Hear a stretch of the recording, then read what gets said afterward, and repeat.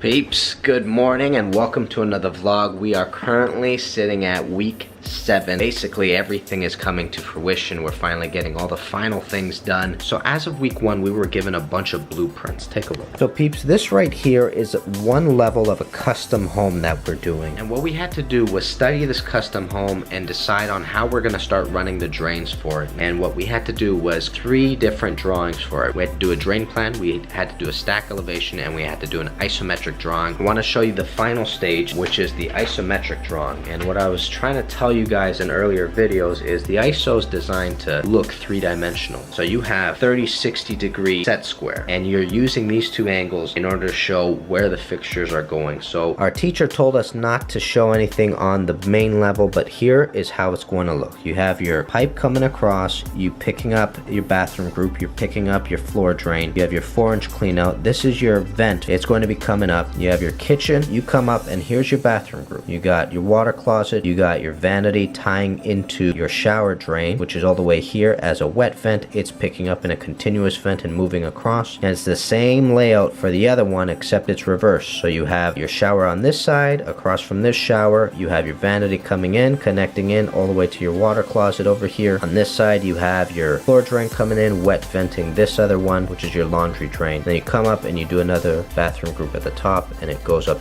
Aside from that, this week I have a backflow test, and if I pass this backflow test, I have the opportunity to get certified for backflow, which will be useful between Dad and I. That's what the week's gonna be all about. Hope you guys are ready for a whole week of plumbing school. Let's go get week 7.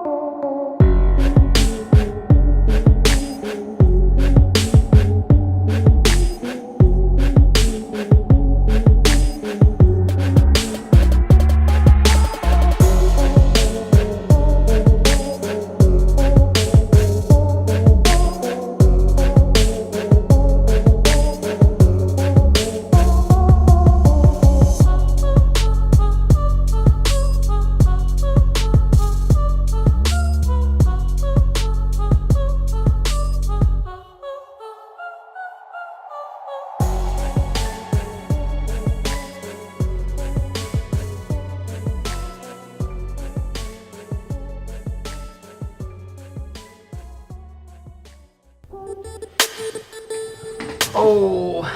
Okay, peeps, I just wanted to talk to you guys briefly about how this week went because there wasn't a lot of footage at school and I wanted to sort of clarify as to why that is. So because it was week 7, it started to get a little bit hectic in regards to the things that we needed to get done. So I ended up handing in that project that I was showing you earlier, which was the isometric drawing. And just so you know, I ended up getting a B+ on it. Most people ended up getting, I think it was either a B or a B+. Most people ended up getting that very same mark. There were literally like 2 people that ended up getting A's on this project, and it really came down to how detail oriented you are, because we ended up having to make a quote essentially and hand that quote in alongside of our drawing. And the thing is that quote had to be really spot on with everything that you needed. If you were any fixtures off or if you were any fittings off, the teacher kind of sat back and gave you that B, which is a decent mark. And then those people that were really detail oriented ended up getting A's, and like I said, it was only a couple of guys, unfortunately. But I was really happy that came to fruition, because like I was telling you earlier, it was looming over your head the entire time. Every single week you had to hand in a different type of drawing. So once that was handed in, the next thing that you ought to know is that we ended up doing the backflow test. Now the backflow test is actually separate from the course, even though it's a section of advanced plumbing. Let me explain that a little bit further. So you have your theory, and all the tests I've been showing you thus far were tests on theory, but we also had an entire course on backflow.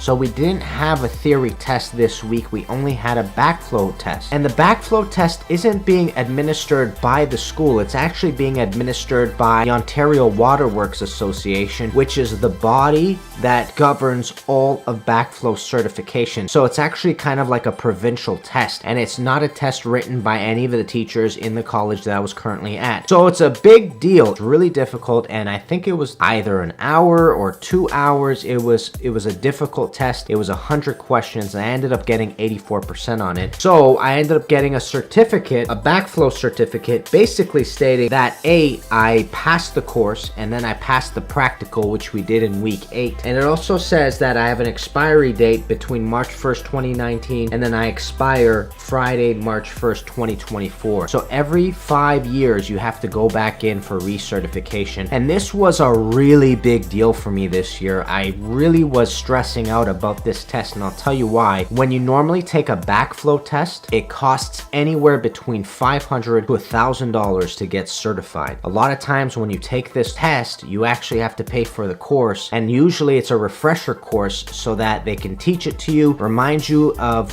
what you have to know, and also tell you what new things might be being implemented within the test. So this was only like $100, $140, $150 or something like that. So I was sitting back going, man, I really gotta pass or else I'm gonna be paying 10 times the amount in order to do this darn course all over again. So I put the pressure on, and I did do a lot of studying for it, and fortunately I did pass. And now that I have my certification, Dad can send me on job sites where I have to do backflow tests, and he doesn't have to be there to supervise it. That's why this week was a little bit different from the following week. In the next video, we're doing week 8, and week 8 was literally just all studying with a little bit of theory coming in. But that also meant that all the theory we did in class for week 7 and all the theory that we did in class for week 8 would be on the final exam of week 8, which did put a little bit more pressure on us for week 8. So it was something that was good and bad, because you got certified, but that meant the final exam on week 8 was really, really tough. So I hope you enjoyed this. I hope you enjoyed seeing the isometric drawings. Let me know down in the comments below if you also had to do isometric drawings while you were trying to get certified and whatnot. And thank you for watching. Like, subscribe, comment below, and I'll see you guys very soon. Kenny Molotov, guys. Peace, baby.